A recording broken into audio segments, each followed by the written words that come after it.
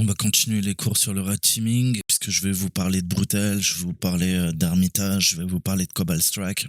On va développer tout ça dans les mois qui viennent. Je suis en train de monter en puissance, la chaîne monte en puissance, je monte en puissance. Voilà, je vous avais dit, ça sert à rien que vous regardiez mes vidéos si vous avez aucune connaissance. Vous avez maintenant 1200 vidéos pour comprendre ce que je vais vous expliquer, ou tenter de vous expliquer avec les moyens du bord et mon petit cerveau. Vous le savez. Donc techniquement, si je m'en tenais au cours, je vous parlerai que de la cybersécurité. Mais comme la cybersécurité, c'est pas que de la cybersécurité, je vais vous parler du monde militaire, comme d'habitude. Pourquoi ? Parce que je peux pas introduire le concept de commandement et de contrôle si je te parle pas de ce qui se fait dans l'armée, tout simplement, puisque dans cybersécurité, je t'ai expliqué que on avait des techniques issues du monde militaire ou du renseignement. Alors, on va faire simple, le C2, le C3, le C4. Chaque discipline, pourquoi je m'évertue à vous expliquer tout ça, c'est parce qu'il y a pléthore de mots, d'expressions, d'acronymes uniques, parfois péjorativement connus sous le nom de jargon. Et vous devez maîtriser ce jargon. Chaque discipline a son jargon. Et c'est ce qui compose les écrits, les enseignements, les délibérations que vous retrouverez également sur le net, dans les archives. Ça vous permettra de mieux comprendre la philosophie du C2. C2C, CNC, aka Command and Control.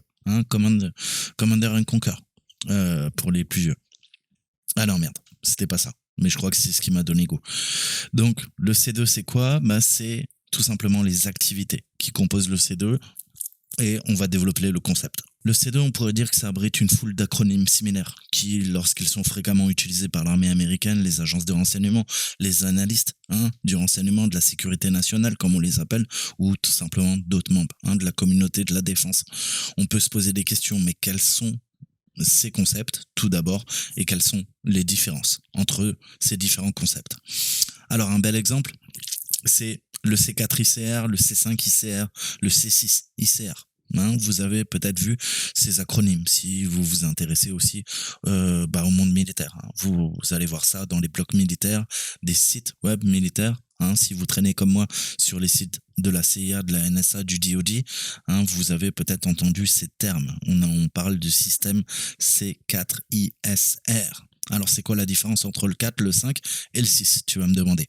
En fait, il est essentiel de comprendre que pour les experts de l'industrie, il faut donner des concepts pour pouvoir expliquer ensuite dans les publications, les discours, les documents, si on parle de matériel de guerre et de tactique militaire. Donc, pour bien comprendre ces différences, il faut comprendre d'abord le principe de commandement et de contrôle, qu'on appelle le C2. Alors, non seulement parce que le C2, c'est le cadre de base, c'est le cadriciel qui a permis le développement du C4 ISR, C5 ISR et du C6 ISR, car ils sont tous dérivés, mais parce que sans lui également, il n'existerait pas. Alors, le commandement et contrôle, C2, défini par le DoD, Department of Defense, le département de la défense américaine, c'est l'exercice de l'autorité et de la direction par un commandement dûment désigné, des forces assignées et attachées dans l'accomplissement de la mission. Le commandement désigne l'autorité dévolue qu'un commandement du service militaire exerce légalement sur ses subordonnés en vertu de son grade et de son affection. Le contrôle, d'autre part, comprend les fonctions de commandement impliquant la composition des forces subordonnées, attribution des tâches, désignation des objectifs et la direction faisant autorité nécessaire à l'accomplissement de la mission. C'est toujours la mission qui prime, les besoins impérieux de la mission, je vous le répète tout le temps. Donc en un mot, le C2, ça traite la façon dont les commandements militaires mènent les forces armées au succès grâce à la planification et à l'exécution d'activités liées à notre mission. Plus précisément, le commandement et le contrôle consistent à concentrer ses efforts sur un certain nombre d'entités, soit des individus ou des organisations, et y attribuer, allouer ressources, y compris l'information qui va nous permettre la réalisation d'une tâche, d'un objectif ou d'un but qui a été défini en amont, planifié. Planification, très important. Donc, préparation de la mission, comme on dit dans l'armée. Enfin, s'il y a des militaires, moi je suis pas militaire, s'il y a des militaires, vous confirmerez. Donc, il faut comprendre le commandement et le contrôle. Le C2, on pourrait dire qu'il peut être divisé par deux concepts distincts pour différencier les systèmes réels utilisés pour faciliter le C2 et les processus décisionnels littéraux des commandements. Ces concepts sont simplement connus sous le nom de système de commandement et de contrôle et de processus de commandement et de contrôle. Alors, on va parler un petit peu du processus C2. C'est mystérieux, obscur, nouveau, si vous n'avez pas des connaissances générales de l'histoire, de la guerre, des conflits, malheureusement, entre les nations. Je vous ai dit, on est très intelligent et on est aussi très con pour s'entretuer depuis la nuit des temps. Cet instinct grégaire est ancré dans nos gènes, il faut croire, ou c'est la débilité ou une certaine forme d'intelligence qui nous pousse à nous entretuer. Mais j'ai dit que je ne ferais pas de politique. Donc les actions de commandement et de contrôle des forces militaires remontent au début ancien de la guerre en elle-même. L'armée américaine n'a qu'un nom pour ce concept et le C2 en fait va englober la planification et l'exécution de ces actions.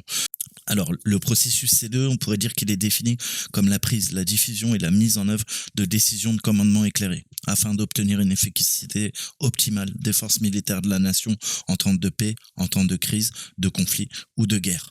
Le processus C2, c'est 3 grands domaines. Tout d'abord, c'est la gestion de l'information, ou la collecte d'informations précises en un temps opportun à l'usage du commandement, dans le processus décisionnel. La gestion des décisions, ou l'acte du commandement qui rend des jugements C2 qui sont basés sur la collecte d'informations opportunes et précises. La gestion également de l'exécution, ou les différentes façons dont un commandement et les forces armées mènent des actions basées sur les décisions. Et dans ces 3 domaines, à leur tour, comprennent 4 fonctions fondamentales, qui sont plutôt simples si on doit les résumer. Tout d'abord, observer. L'observation qui fait partie du domaine de la gestion de l'information, le fameux situational awareness. Je vous en parle tout le temps. Orienter. Orienter, ça fait également partie du domaine de la gestion de l'information. Il faut évaluer la véracité, la crédibilité de l'information pour effectuer une évaluation de notre situation, pour avoir cette vision holistique de la situation, the big picture, je vous le répète tout le temps, et la conscience de la situation. Je suis conscient de mon environnement et des stimuli extérieurs, d'accord? C'est ce qui va justement conditionner mes stratégies, mes tactiques et mes plans d'action sur le champ de bataille ou ailleurs, dans la vie au quotidien, dans le civil. Décider une partie du domaine de gestion des décisions et agir, act, c'est-à-dire une partie du domaine de la gestion de l'exécution. Observer, orienter, décider, agir. Alors, c'est quoi le système C2? C'est une combinaison de technologies et de pratiques qui éclaire et soutient le processus C2 exécuté par les commandements et les membres des forces armées. On pourrait dire qu'il y a 6 caractéristiques de base. Tout d'abord, la fiabilité. Donc, quand on parle de système, c'est une vision holistique, d'accord? Un système, c'est à la fois des individus, c'est à la fois une organisation, ce sont des systèmes d'armes. Tout ça, c'est l'ensemble du système. D'accord? Alors, différentes composantes, on va en parler. Le système, il peut exécuter des fonctions requises dans les conditions indiquées pendant une période spécifiée. La fiabilité et la redondance qu'on va mettre en place. Ensuite, la capacité de survie. Le système est-il robuste? Peut-il résister aux attaques ennemies sur l'ensemble du spectre au niveau de nos conflits? La flexibilité. Le système peut-il s'adapter à l'évolution rapide des environnements et au progrès technologique? Réactivité. Le système peut-il réagir rapidement et avec précision pour soutenir le leadership du commandement? L'interopérabilité. Les systèmes et sous-systèmes C2 de l'ensemble des forces armées peuvent-ils coexister harmonieusement pour soutenir les opérations conjointes ou combinées. On parle de combined arms en anglais. Si jamais vous faites vos classes. Orientation utilisateur. Le commandement et ses subordonnés ont-ils accès à des informations utilisables dans un format clair et sans ambiguïté? L'objectif principal du système C2 est relativement simple, répondre aux besoins du commandement afin qu'il puisse diriger efficacement et contrairement à ce que certains pourraient penser, le système est axé non seulement sur la technologie, mais sur une variété de variables qui sont différentes. Alors on pourrait dire que le système C2 comporte 4 variables principales, les communications, telles que les satellites et les télécommunications, et qui, lorsqu'elles sont combinées avec le C2, forment le commandement, le contrôle et les communications. On parle alors de C3. Les installations et les équipements tels que les centres de commande et de contrôle ou même les serveurs et les postes de travail robustes qui prennent en charge la circulation des informations dans l'ensemble du système. Lorsque de tels ordinateurs sont introduits dans le système, C3 devient de facto C4 ou commande, contrôle, communication et ordinateur.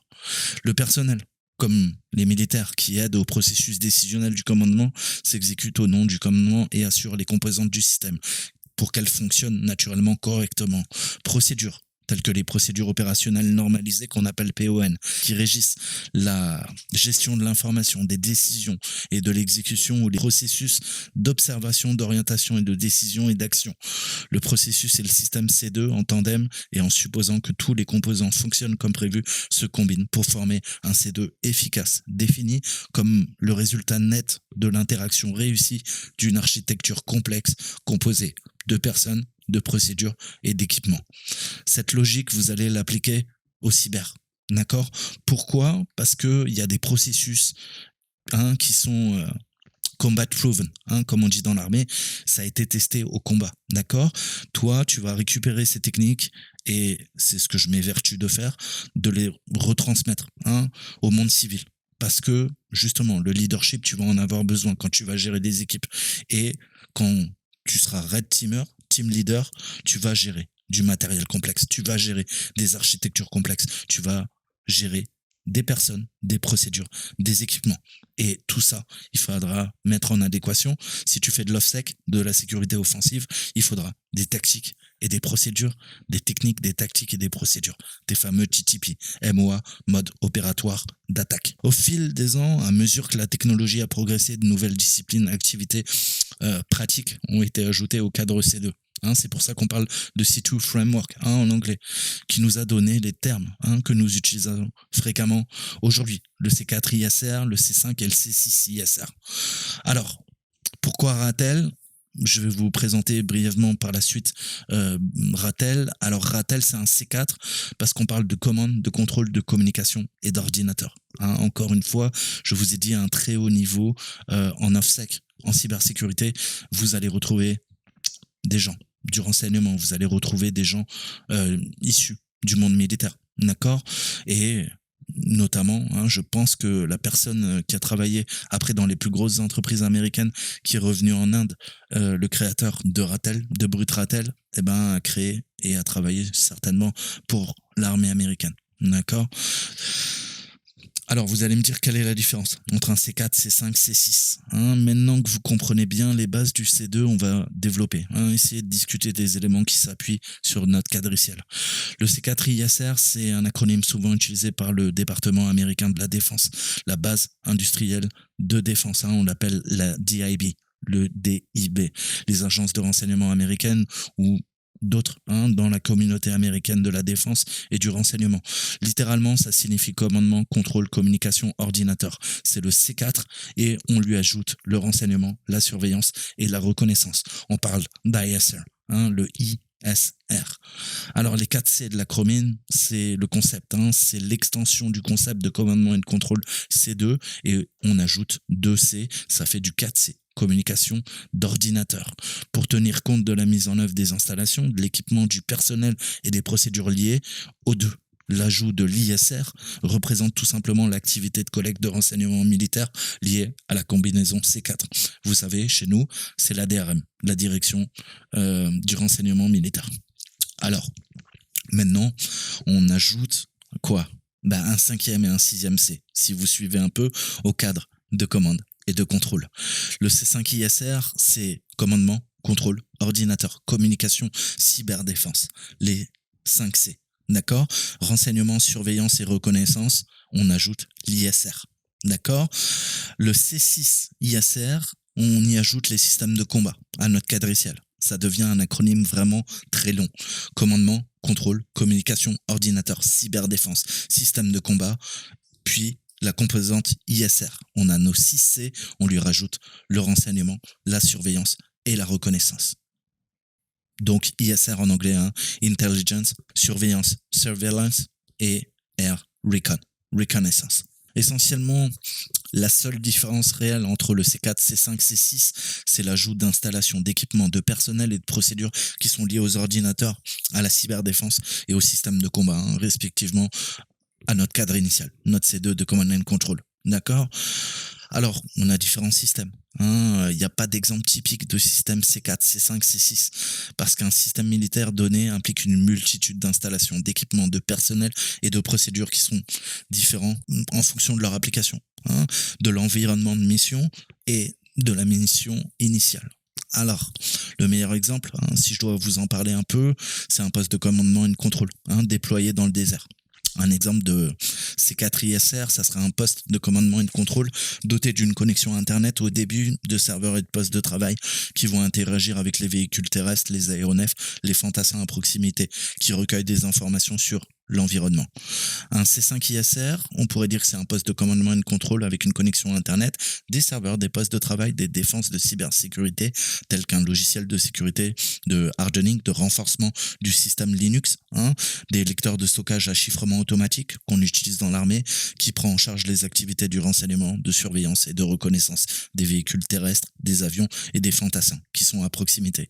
Et la dernière évolution, le C6ISR, c'est un centre d'information de combat à bord d'un navire de guerre avec une connexion Internet, des serveurs, des postes de travail, des défenses de cybersécurité qui prennent en charge l'ensemble du système de défense. Vous connaissez peut-être, si vous vous intéressez au monde militaire, l'Aegis. L'Aegis sur des frégates ou sur des porte-avions, on a le système Phalanx qui va tirer avec son canon de 20 mm et qui va essayer de dégommer des attaques, qui va essayer de dégommer des cibles qui se rapprochent de la flotte. Et à Aegis, on a également des systèmes de défense SAM pour détruire soit des drones, soit également utiliser même ce qu'on appelle du DEW, DEW, c'est-à-dire des armes à faisceau dirigées, des armes à rayons dirigés, c'est-à-dire des lasers pour le commun des mortels. Donc la plupart des publications des responsables et des entrepreneurs de la défense du DoD utilisent l'acronyme C4ISR. Donc si vous voyez le C5, le C6, utilisez. Il est probable que l'auteur ou le conférencier souhaite mettre en évidence l'élément de l'ajout spécifique de l'un ou de l'autre acronyme. Cyberdéfense avec le C5ISR et les systèmes de combat avec le C6ISR. D'accord ? Par exemple, ça pourrait, ou tout simplement indiquer que le sujet dont il discute comprenne des sujets sur les installations, l'équipement, le personnel, les procédures qui sont liées à cette synergie de chaque discipline ou activité qui est alliée au bon fonctionnement et aux manœuvres. Alors au fur et à mesure que l'armée intègre des technologies nouvelles, avancées, dans notre cas de C2, il est probable qu'on va continuer à avoir naturellement des variations à ces acronymes associés. Ça a été évolutif naturellement. Ça c'est 50 ans, c'est 70 ans de stratégies qui ont été mises en place et de systèmes d'armes. Encore une fois, ça n'existait pas à la Seconde Guerre mondiale. On avait bien sûr ce principe de HQ, mais ça a évolué au fil des conflits, c'est le propre de l'homme, il va perfectionner ses techniques, même pour s'entretuer. Après tout, le système C2 il doit être flexible face aux changements évolutifs, ce qui lui permet de suivre le rythme des progrès de la technologie de pointe. En fait, il est important de comprendre, peu importe le nombre de nouvelles technologies, disciplines ou pratiques ajoutées au quadriciel, le C2, ça reste le noyau qui maintient ce progrès.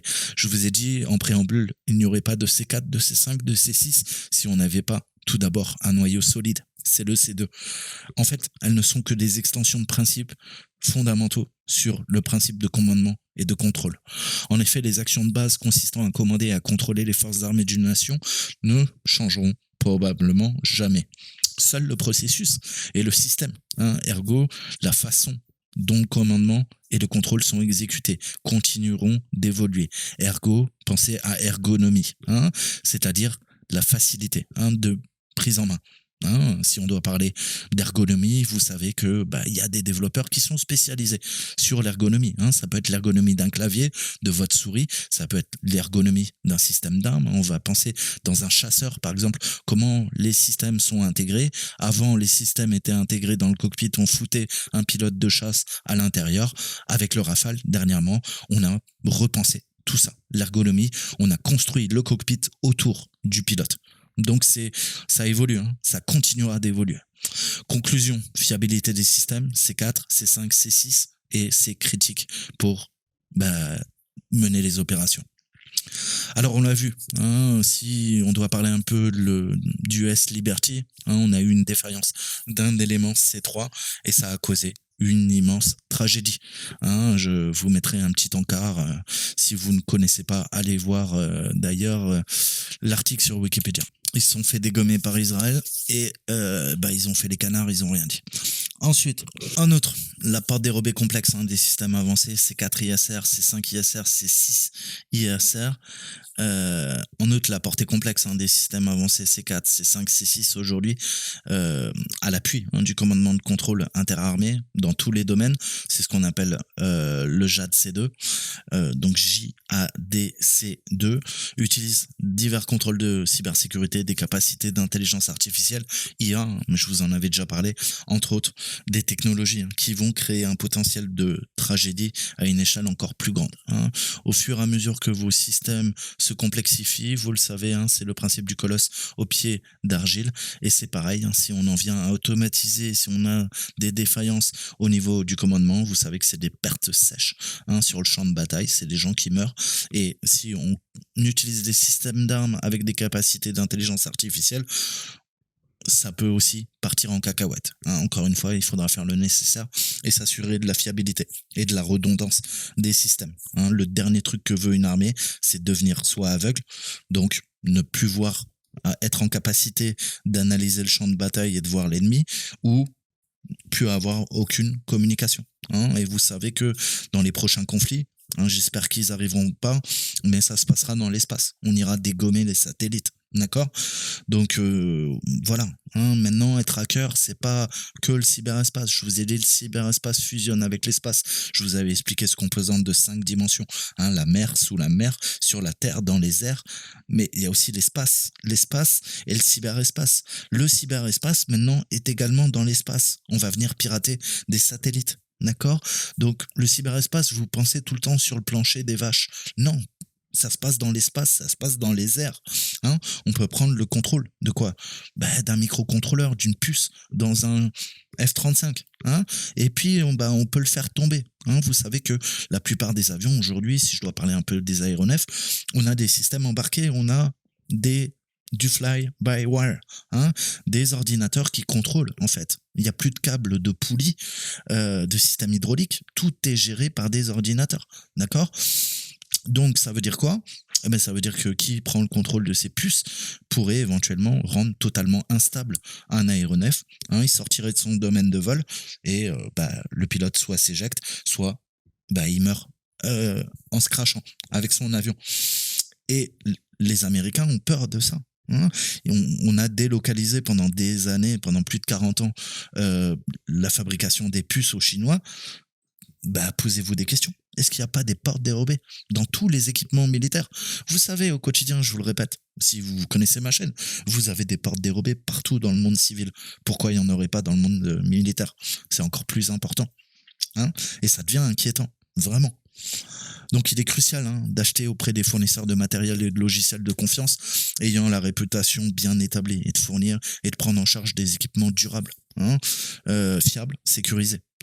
Sinon, il n'y a pas de C4 ISR, il n'y a pas de C5 ISR, il n'y a pas de C6 ISR. Parce que, de par leur nature, ils sont critiques. Donc on a toute la chaîne logistique, chaîne d'approvisionnement, les fameuses attaques de supply chain. Elles peuvent aussi arriver sur du matériel de guerre.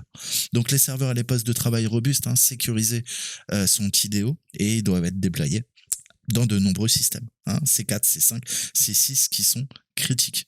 Donc le but, c'est de sécuriser, de faire du hardening et même de développer des solutions personnalisées. Dans l'armée, il y a des versions de Microsoft Windows qui sont durcies. Qui n'ont pas les portes dérobées que vous avez dans vos ordinateurs, du matériel spécialisé, d'accord? Donc c'est pareil, des Linux spécialisés, je développerai pas. Alors, revenons à la cybersécurité. Pourquoi nous aussi, on parle de Command and Control? Pourquoi nous aussi, on utilise des frameworks, des quadriciels qui traitent du Command and Control? D'accord? C'est essentiel pour nous, Red Teamer, d'accord? Et comprendre ce qu'on appelle l'Advanced Adversaries Playbooks. Grosso modo, c'est toutes les tactiques, techniques, procédures qui vont être utilisées par nos adversaires. Pourquoi Red Team? Je vous l'avais déjà expliqué, mais vous avez par exemple dans les SEALs de la Navy, les forces spéciales, ce qu'on appelle les SOF, Operation Forces, en anglais. Dans les forces spéciales, vous avez des red teamers. Les red teamers, qu'est-ce qu'ils font? Ils vont simuler des prises d'otages. Ils vont aller sur des bateaux américains. Ils vont aller dans des bases, d'accord? Et ils vont essayer de poser des explosifs. Ils vont essayer de kidnapper des gens, d'accord? C'est des vraies opérations. On rigole pas. Et bien sûr, les bleus, ceux qui défendent, les pauvres militaires qui font pas partie des forces spéciales, ils sont pas au courant de tout ça, d'accord? Donc Charlie, les méchants, ça date du Vietnam. On a mis en place, je vous avais parlé du Purple Teaming, qui est aussi issu du monde militaire, mais également le Red Teaming, où on va s'infiltrer dans des bâtiments, on va s'infiltrer dans tout ce qui est des sites militaires pour faire des exercices de guerre, des jeux de guerre, des jeux de rôle, des war games, d'accord? Et ça existe, d'accord? Donc il y a certaines personnes qui sont spécialisées. C'est pour ça qu'on utilise maintenant le principe de Red Teamer. Et Red Teamer, à un certain niveau, n'oubliez pas, bien sûr, c'est des appétences et des compétences dans le cyber pour prendre le contrôle des ordinateurs, mais c'est également du pen test physique, savoir crocheter des portes, savoir contourner des caméras de surveillance, être une ombre, d'accord? Ça, on vous l'apprendra. Mais ça demande du temps, c'est très compliqué. D'accord? Donc nous, on va se focaliser sur le Command and Control. On parle de cyber, ici, vous l'avez compris. Donc je peux que vous conseiller les livres sur le Red Teaming. Je vous en avais donné quelques-uns. Allez lire, c'est pour ça que j'ai récupéré tous les manuels de guerre de l'armée américaine. Parce que moi, en tant que Red Teamer, en cybersécurité, je voulais voir ce que faisait l'armée, d'accord? Et il y a de très bons bouquins que je vous mettrai. Malheureusement, ils n'ont pas été traduits, donc il va falloir, de toute façon, si vous voulez faire ce métier, si vous parlez pas anglais, arrêtez tout de suite. Faites un autre métier. À un très haut niveau en informatique, si vous n'êtes pas bilingue en anglais, vous allez être largué en fait. Et puis après, vous allez donner des conférences. Si vous êtes pas à l'aise avec l'anglais, ça sera mort, d'accord? Donc le premier truc, même avant d'apprendre l'informatique à un haut niveau, c'est apprendre l'anglais, tout simplement, d'accord? Donc, pourquoi les quadriciels C2? Parce qu'ils facilitent la gestion des appareils, lors de la compromission, lors de nos engagements rouges, comme on les appelle, et ça aide souvent à faciliter le déplacement latéral, les mouvements latéraux, le pivot. Donc, on va essayer de développer un petit peu, de comprendre comment les cadres de Command and Control se structurent, voir un peu le fonctionnement d'un C2 framework, comme on dit, d'un quadriciel de Command and Control, les différents composants que vous allez utiliser, comment configurer nos serveurs de Command and Control. Je vais vous montrer le gratuit, donc Metasploit Armitage. Armitage, c'est tout simplement la GUI, l'interface graphique de Metasploit. N'oubliez pas que Metasploit, il y a plusieurs versions payantes. Il y a Metasploit Pro et la plus connue, c'est une version modifiée de Metasploit Pro qui est Armitage, et une version payante, c'est Cobalt Strike. Cobalt Strike, c'est Armitage en payant. Ok, Armitage, c'est la version gratuite et vous avez Cobalt Strike qui est la version payante. D'accord? Donc Metasploit, il a plein de versions en fait, différentes. Comment administrer un cadre de commandement et contrôle, on en verra d'autres. Je vous présenterai Covenant, je vous présenterai, j'ai beaucoup de C2 et je vous redirigerai d'ailleurs vers la C2 Matrix, la matrice C2 pour préparer vos engagements, et vous avez à peu près 70 frameworks de command and control en fonction de la cible, en fonction de l'environnement que vous allez attaquer, d'accord? Est-ce que c'est du Windows? Est-ce que c'est du Linux, du macOS? Peu importe, ça peut être du RISC, d'autres architectures, du mainframe, etc., etc. D'accord? On va adapter nos tactiques, nos techniques et nos procédures. Ensuite, on va reconsidérer l'OPSEC, la sécurité des opérations. Je vous ai fait 2 ou 3 vidéos de plusieurs heures là-dessus. Je vais y revenir brièvement, naturellement, mais je pense que vous avez compris si vous avez vu ces vidéos. Mais nous, ça va concerner l'administration de notre serveur de Command and Control. D'accord? J'ai pas envie que tu viennes récupérer de l'information sur moi, encore moins que tu rentres sur mon infrastructure C2 qui me permet de faire du red teaming. Alors, il faudrait quand même avoir de bonnes connaissances sur le quadriciel Metasploit. Je vous redirige vers toutes les vidéos. Je vous mettrai des liens pour creuser. Une connaissance générale du red teaming. Je vous ai déjà fait des vidéos. Si vous avez vu mes vidéos, on va continuer le red teaming militaire. J'appuierai mes propos sur d'autres bouquins que j'ai pas terminé. Il y a encore plein de vidéos qui vont sortir. On va reprendre les cours sur la cyberguerre. Je vous ai dit, j'ai des milliers de pages à synthétiser. Donc Ça, c'est ce qu'on va faire en 2023. On reviendra sur des choses beaucoup plus simples parce qu'il y a des gens qui s'en foutent du monde militaire et tout ça. Ils ont bien raison d'ailleurs. Des choses plus terre à terre. Je vais continuer les cours en parallèle. On va terminer les formations euh, sur le JPT. Formation en cyber que je vous conseille si vous voulez débuter en cybersécurité. On va terminer cette formation qui est payante que je vous fais gratuitement. Alors bien sûr, ça remplacera pas l'examen, mais ça vous donnera toutes les bases pour mieux comprendre ma chaîne et la cybersécurité et d'autres chaînes aussi. Allez voir ce que font les anglo-saxons, les meilleurs, Hackersploit, IPSEC. Déjà, c'est les deux machines de guerre, John Hammond. Bref, il y en a tant. Vous les connaissez. Je vous ferai une selecta de chaînes YouTube. J'ai plus de 1000 abonnements. Donc, il faut que j'aille chercher les petites pépites qui m'ont fait progresser, que vous devez aller voir, parce que Saltimbanque, lui, c'est un petit joueur. Allez voir ce que font les gens bons. D'accord? Les gens bons, sans jeu de mots, et connaissance générale de l'exploitation des machines virtuelles. Ça c'est pareil, je vous redirige vers les 1200 vidéos, 1159 vidéos que j'ai faites, ça sera la 1160e, d'accord? Et voilà, et te plains pas, ouais, le son était dégueulasse et tout ça. Si tu veux apprendre, bah vas-y. Si tu trouves un autre français qui te partage les connaissances que j'ai fait, qui te fait tous les CTF que je t'ai fait, vas-y fonce, t'as pas besoin d'aller sur ma chaîne. Moi, j'en connais pas. Et c'est pas encore une fois pour me jeter des fleurs. C'est parce que moi-même je suis en train d'apprendre et je voulais partager mes connaissances, pas rester comme un gros connard. Ouais, t'as vu, je tape 3 commandes dans Metasploit. Ouais, t'as vu, je suis fade et tout. Je travaille en cybersécurité. T'as vu, je suis une machine de guerre. Voilà, parce que j'aime pas les gens qui font ça. Ça conclut la vidéo. Dans la prochaine vidéo, on va continuer. C'est tout un module. Je vais vous parler des structures de cadres de commandement et de contrôle.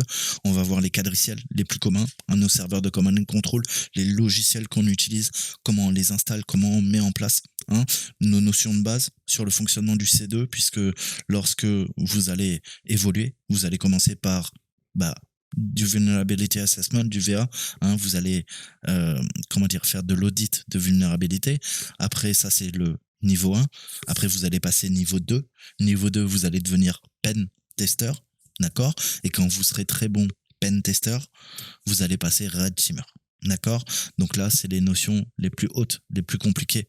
Et encore une fois, je vais vous donner de la théorie.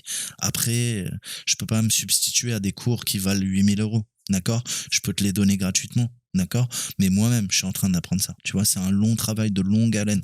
Je te transmets le savoir que moi, déjà, j'ai acquis. D'accord? Avec mes connaissances dans la nature, quand j'étais plus jeune. Et puis après, j'ai repris les études. D'accord? Et je te partage mon savoir. Le peu de savoir que j'ai, je te le réingurgite. Ça vaut ce que ça vaut. Va voir ailleurs, je te le dis toujours, ce que font les autres. On verra comment commander, contrôler, conquérir, en mode militaire, martial. Pourquoi? Parce que, encore une fois, je pense qu'il y a de bons processus qu'on peut tirer de l'armée et les réintroduire dans le monde civil. Parce que sans discipline, tu ne seras pas un bon hacker. Si tu crois que les hackers, c'est des gars qui s'en battent les couilles, ouais, il y en a qui sont totalement freestyle. Mais je pense que les meilleurs, ça demande une certaine rigueur, à la fois en travail et en esprit. D'accord? Tu dois formater ta pensée, tes schémas de pensée.